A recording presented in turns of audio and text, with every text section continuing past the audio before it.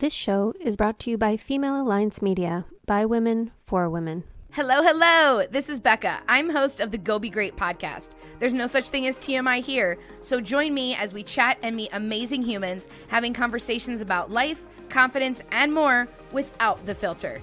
Come hang weekly as I shed light on the topics we often feel we need to hide, as we discuss the ebbs and flows of what learning about what being great really looks like. Let's be great together. Tune in for new episodes every Wednesday.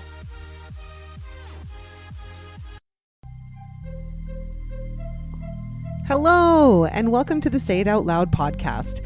I am your host, Christine Daynard, and the goal of this podcast is to encourage you to live your best and most authentic life by digging deeper and finding connection through vulnerability. I believe we have been taught that vulnerability is a weakness, when in fact, it is our superpower. In this space, I will share personal stories and conversations with others so you can be empowered by their strength and inspired to take action in your own life. Thank you so much for being here. Now let's get started. Well, welcome back to the Say It Out Loud podcast with me, Christine D. And today I, of course, again, am sitting in my kitchen having a conversation with Sebastian of Exodus Watch Company. And I believe his story is going to really inspire you to maybe share more about the challenges that you're going through or find ways to be able to lean into some supports and help in mental health. So without further ado, I'd love to introduce Sebastian to the conversation. Sebastian, welcome, and thank you so much for talking with me today. Thanks so much for having me, Christine. So yeah, I'm Sebastian. I'm co-founder of Exodus Watch Company. We are a e-commerce-based watch company that aims to connect the significance of time and mental health. And we're proud partners of the Canadian Mental Health Association, Waterloo-Wellington, where we donate $10 from every watch sold to them so they can help improve mental health resources in our community. Wow, that is so fantastic. And what a great cause to be able to feed into. And from what I understand about our very brief conversation in the past and some of the things I've heard through you and through social media is about your own personal struggles with mental health, and which really leads into the business that you're doing. Yeah. So maybe you can tell us sort of where you've sort of come from, what kind of hoops you had to go through for yourself and how it connected to this business that you've created. Yeah, so there was it was a pretty long journey. I'll go back to late 2015 where everything kind of first started, and I'm going into my final year of what's ironically fitness and health promotion program at Humber College in Toronto. And I've always been a person that was very self-conscious about his body. Kind of growing up, I was pretty chubby growing up, so I often tried to work on myself physically, go to the gym, later do competitive boxing, train through that way. And what I noticed happening with myself was I would be obsessive with certain things that would happen to me. Like, for example, if I would have an itch in my throat or a headache, I would wonder what's going on with my body. And the worst thing that I did was Google symptoms.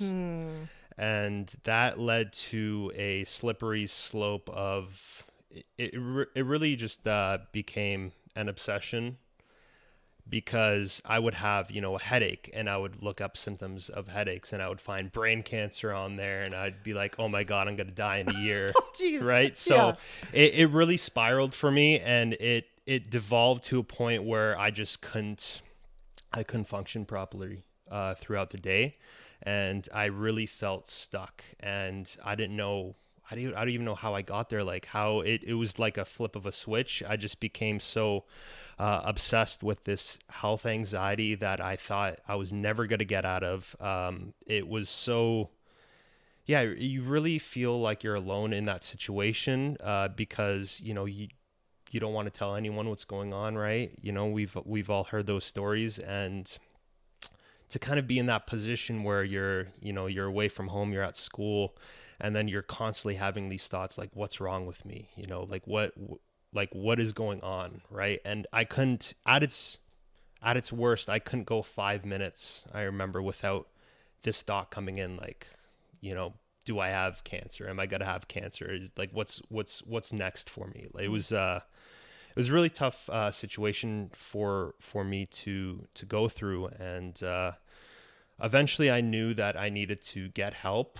I knew it was going to be a very tough journey, but I knew that I needed to kind of access resources to kind of get through that time, because it was something you just don't want to wish on your worst enemy, feeling like that. And oftentimes in that situation, I would often kind of look at a picture of myself, like from a year ago, and be like, that's when you were normal. Those were the thoughts that I was kind of telling myself, like, this is you now. You're kind of this broken person, and you have to kind of pick up the pieces now. And that was pretty hard. And eventually I was able to get to a point where I was able to access resources that helped me get better. I was talking to counselors. I started taking anxiety medication, just reaching out to supports, doing things. I found, things like soccer really helped me.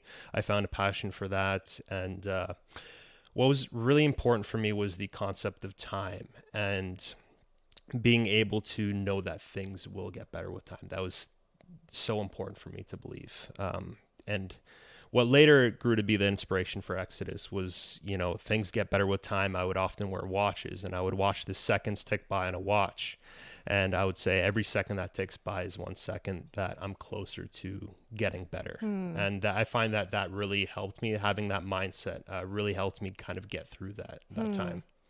And have you found that since, or even on this journey, have you found other things that you've welcomed into your life, or that you've done differently than you were doing before, that have helped you along the way? And I think, so when I ask that question, I think about, often it can be the people we support or surround ourselves with, or the kind of stuff that we're reading or paying attention to in social media. All of those different things can really play a role in how we feel about ourselves, what we believe about ourselves. Did you find any shifts in those things helped you at all, or? So I find that I haven't, I don't give too much thought to what I see, online, and different portrayals of, or expectations online and social media. A lot of it's, curated to a specific audience. And I find that you have to know you, and only you know what you like and what you don't like, and just lean into those things. Surround yourself with the people that make you happy. Do the things you like to do. Even if someone judges you for something that you do, that's fine. It's not their life, it's yours, right? Just do what makes you happy, and try to focus on yourself in a way that you don't really care what other people think. And that can be tough to do for a Absolutely, lot of people. 100%. Yeah. Right? Because I think like we're sort of, it's like as soon as you get put into the school system, you want to fit in with everybody, right? It's like you really quickly realize that if you're not like the other kids, you won't be accepted, right?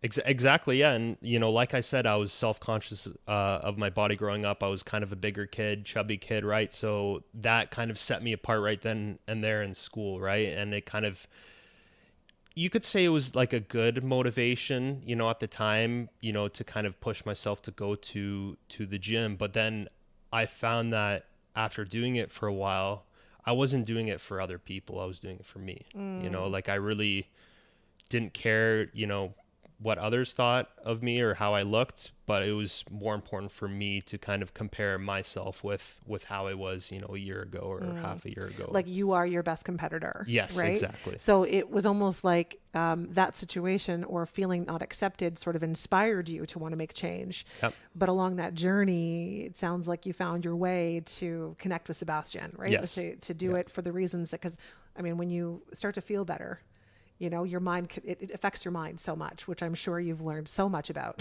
in the last few years, right? And so that leads us to, how Exodus was born. Whereabouts on this journey did you get this concept, and where are you taking it? How does it, you already mentioned that, $10 of every watch that gets sold goes into these resources. But how did you get that started? Where did you come up with the idea? I'm always curious when people have these, really cool ideas and they're doing really neat things in the world and they're giving back in whatever way they feel is best for them, sort of what that was born from.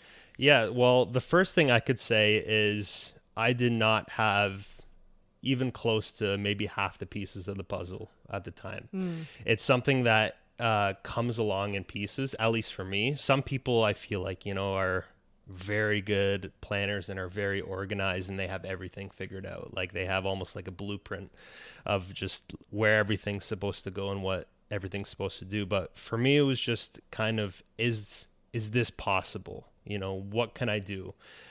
So I had just graduated university, business in Guelph, and my girlfriend Andrea, who's the co-founder of Exodus, was graduating from accounting at Conestoga.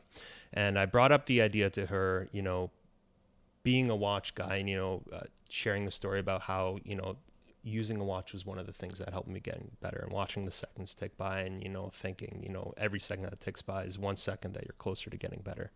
Can I make my own watch brand, and can it support mental health? Like what, you see all these watch brands, right? And it's all fashion oriented, but there's no niche. And I wanted to see if there was a way to fit my own niche into a watch brand. So I had just graduated and I was just looking into the possibility of it. And I chatted with Andrea, she was on board. And then we just kind of started asking ourselves the question of, is this possible? What can we do? What needs to be done? And we weren't thinking about supply chain or anything like that. We were just thinking about the legality, like can we get watches with how do we design them, how do we sell them, how do we build an e-commerce store, how do we market it, all these questions, right? And are certain things legal, can we, what are the limitations with taxes and things like that? Because I am awful with finances. Luckily, Andrea is the accountant. You make a good team then on that. Yeah. For sure. So Andrea is I can't read a balance sheet. That's all her, right? You and me together. Yeah. I'm the same as you. But slowly we kind of started answering our own questions and started taking it one step at a time. And it was a thing that it was never all figured out from the beginning. It was something that slowly came together. And a lot of the things you don't realize you're getting into until you're already there. And then you kind of have to shift or, adapt or change what you're doing or keep going with it. But I love that. Yeah. Because I think that even though there are some people that can plan out every detail, oftentimes they can then feel a little crushed when things don't happen the way that they planned out for them to happen, right? It's like we were saying earlier, it's like this idea of if I plan out this thing and I have this expectation what the outcome is going to be, what am I going to do when that doesn't come together, right? Am I going to be frustrated by that? Am I going to give up about that? Whereas I think the beauty of, and this is the way I've now started 2 different businesses, is, what is the next best thing I can do? What is one next step that gets me closer to doing this thing that I'm really drawn to do? Because we don't have to have it figured out. In fact, I would say most of us don't have it figured out. Absolutely. And it's funny you mentioned that because I thought I had good expectations of certain scenarios or goals, and I had a really good idea of how it would turn out. And almost every single thing with Exodus and starting Exodus and growing Exodus, whether it was the time I thought it would take to do something or just how something played out, was completely different than my expectations. It was never accurate. So that was a learning curve for me, is to just be okay with things just not working out exactly how you think they're going to work out. Yeah. So I actually think that that's what helps us lean into a more joyful life, because if we don't have this idea of what things are going to look like at the other end, then there's no room for disappointment. If we're open and we say, hey, you know what?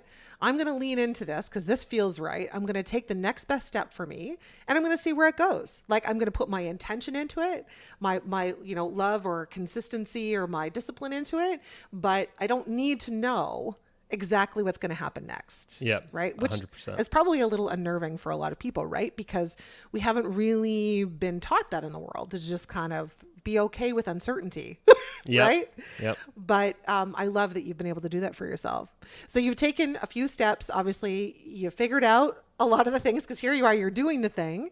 So how did you go from, okay, you figured out how to produce them, manufacturing, you figured all those details out. And now you're working with certain outfits to, feed that funding back into them. So how did some of those partnerships come together? And, what did that take for you to be able to figure that out? Yeah. So it all started with being accepted into a venture entrepreneurial program at Conestoga. So Andrea, because she graduated from there, had the ability to apply to this entrepreneurial mentorship program, the Incubator Hub, they call it, at Conestoga.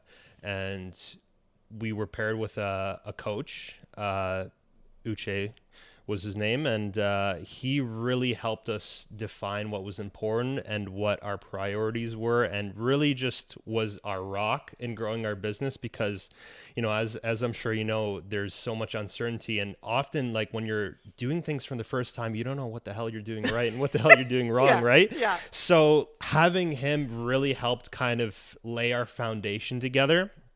And I had the idea of pitching, our partnership with, or a partnership with Exodus with the CMHA, but I didn't know, I don't know what that entails, right? Like, I don't know.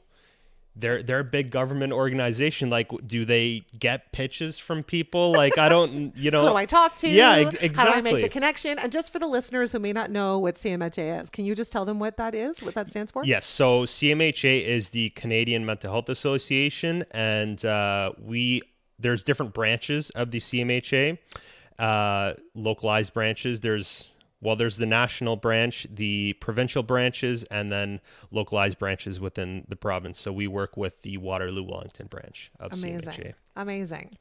But yeah, so Uche really helped us to kind of drive our idea forward. And he's like, yeah, that's a great idea. Just reach out and just kind of see. So I literally just phoned the number for CMHA Waterloo-Wellington, and I was just talking about, potentially donating money because I want to make a business and I want part of the proceeds to go to CMHA. Who do I talk to? And then they were able to connect me with Beth King, who was the fund development manager there. And then me and her got chatting a little bit. And then eventually she got a couple of her colleagues in on a call. And me and Andrea essentially prepared a whole pitch deck for them, and basically outlined, who we were, what we had to offer, why we wanted to partner with them, why, like, just kind of sharing our story with them. And it was of course very nerve-wracking. I don't know how they were going to perceive it, but they were blown away, and they were really on board with kind of making that partnership, which, by the way, was a very new thing for them, because they're not used to creating official partnerships with private firms, right? They're used to, doing events where proceeds go towards the CMHA, but they're not used to creating these partnerships with private firms. So with the Waterloo-Wellington branch, we were actually the very first private firm to make an official partnership with them. Wow, that's so cool. Yeah, and since then we've kind of been able to work with them and just participate in events, help donate engraved watches, to help raise funds for mental health, and our relationship and partnership has really kind of solidified and gotten stronger since then. We're always looking for ways to kind of work with each other and how we can help each other out. That's amazing. So then, since inception to now, how long has it been that Exodus has been in business and providing these proceeds to CMHA? So about 2 years. It'll be, so we had the idea in May of 2021 to start Exodus, but we didn't start until 2022. But we had the partnership pitched before we launched. So it would be about 1.5 years of full operations. Amazing. Yeah. And I'm going to guess things are going well. Like you're able to provide back to the community. And are you familiar with sort of how those funds are used by CMHA, like how they're distributed or how that works? Yeah, so they have different programs that help with mental health resources. One of the branches that they provide help for is called the Grove Hubs. And the Grove Hubs essentially, if you're unfamiliar with them, it's a network, it's a one-stop shop for youth mental health resources. So they have facilities across the Waterloo-Wellington region. They have one in Fergus as well, Guelph on the U of G campus, where essentially it's a place for youth to go and they can just go and hang out. But what's most important is it's the place that youth can go and get any resource they want related to mental health for free. They have counselors on site. They have like a video game room if they just want to go and hang out. They have all these different themed rooms that like they have like a creator space where like people can make TikTok videos and things like that. Like it's a really cool facility, and they have all this external funding go into it from different foundations like the Nightingale Center, and CMHA provides funding, and so many other partners kind of all come together to provide funding for these facilities. And it's so cool to see because that's something I feel like 20 years ago that just didn't exist. And it's so nice to kind of go in there and just we did a couple tours, and we were seeing teens just talk openly with counselors, just not even in a room, just kind of there on the spot. So yeah, just kind of seeing that money being put to use through facilities like that was super cool. And really meeting kids where they're at. Yeah. Right. Yeah. And hopefully, helping them feel comfortable with sourcing out resources and finding those supports for themselves and making it a normal thing. Yeah. Because I think, again, our society has sort of made it now, thankfully, your generation and those coming up again, or now as a result, I don't even know what I just said. Your age and the newer generations that are coming forward this is becoming more of a norm for them. So I'm really glad for that. Right. And you're contributing to this cause, or helping to create an opportunity for kids to be able to tap into resources and learn and lean in the way that feels most comfortable for them, which is really beautiful.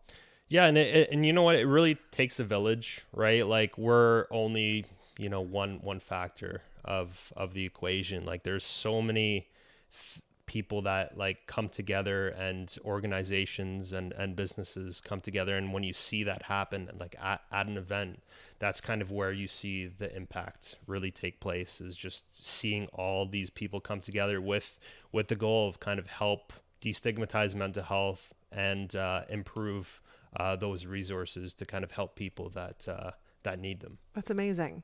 So now if our listeners wanted to find a watch from you, follow along and see what you're doing and how they can support what you're doing, because a lot of people wear watches, and this just seems like such a great opportunity to not only get something that maybe we need in our lives, but also to be able to support this really great organization and what you're doing. So how can people find you, follow along with your story, and find more information about how this is helping kids and people in our community? Yeah, so a lot of the information is on our website at exoduswatchco.com. Exodus is spelled EXODUS, watchco.com. And on our social media, our handle is at exoduswatch.co. And we are on Facebook, Instagram, and TikTok as well. Amazing. And I'll be sure to put those in the notes on the podcast. So anybody who's listening and wants to go and just click through, I'll give them that opportunity to be able to go and click through and find more information. But before we go, is there anything that you would want to share as maybe either a piece of advice or a note of comfort to anybody who might be listening who is struggling with mental health or knows somebody who's struggling, what you might say to them, what you might inspire them by? Yeah, and it's something that, I mentioned briefly, but things just take time. Things aren't going to happen easy and quick. it's likely going to be a struggle, and that's okay, right? Like, people think that, you know, it's a do or die situation, and like they can't get through something, then that's it for them. But there's so many resources out there. Do what's right for you and give it some time. You know, be persistent with it, be patient, and really believe that, you know, things will get better in time. Because, you know, for me, like I said, like I was in a spot 22 years old where I thought I had peaked, you know, and I was going to somehow live the rest of my life with this feeling of dread and despair. And like, I was wondering how I was going to spend the rest of my life living this way. But, you know, it doesn't have to be like that. Just take the first step and just be patient with it, and just have faith in the process. I love that. Yeah. And good things often come slowly, right? Of course. Yeah. Yep. Amazing. Well, I just want to thank you for coming and sharing your story and this amazing connection with this business that you've created, and how you're giving back to not only our community, but really the greater help in mental health in our country, which is pretty awesome. So thank you for that. And thanks so much for having me, Christine. It's been a pleasure. Thank you so much for listening. I hope you found something in this episode for you, and I encourage you to share it with somebody who might need to hear these words today. And of course, I absolutely encourage you to go and check out Exodus and look at their products and check it out and gift them. Everybody needs a watch, right? And why not be able to give back in a way that really helps to support our community? I just love that. We do offer free engravings with all our watches as well. So we want every timepiece to kind of be meaningful and personal to that person. So we offer free engravings. Oh, I love that. That's amazing. Wonderful. Well, again, thank you, Sebastian, for being here. Listeners, thank you for listening, and go and check them out. Go check out Exodus, and we will see you again here on the podcast the next time. Thank you for listening to this episode. I'd like to invite you to hit the follow button on this podcast so you'll be notified when the next one drops. And if you liked this episode, please leave a review, as it will help others to find this message. You can also find me on Instagram and Facebook at It's Me, Christine D.